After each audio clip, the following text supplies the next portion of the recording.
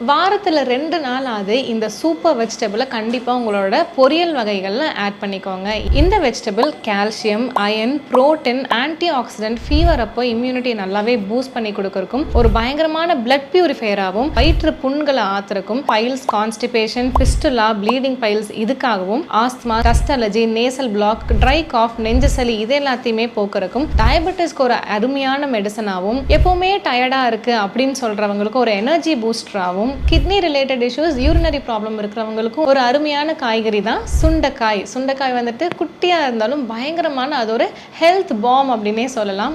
நோய் தீர்க்கும் காயாக வந்துட்டு சுண்டைக்காய் இவ்வளோ நன்மைகளை கொண்டது. மாசத்துக்கு 4 நாள் அப்படி இல்லைனா வாரத்துக்கு 2 நாள் அது இந்த சுண்டைக்காய் வந்துட்டு கம்மங்கூழ் குடிக்கும்போது சுண்டை வற்றலாவும் எடுக்கலாம். மோரில் வந்துட்டு சுண்டை வற்றல் சூர்ணம்னு நீங்கள் வந்துட்டு நாட்டு மருந்து கடையில் கேட்டிங்கன்னா கொடுப்பாங்க. அது ஒரு ஸ்பூன் போட்டு கூட நீங்கள் டெய்லி கொடுக்கலாம். ஸோ இந்த அருமையான காய்கறியை உங்களோட உணவில் ஆட் பண்ணுறதுக்கு மறந்துடாதீங்க.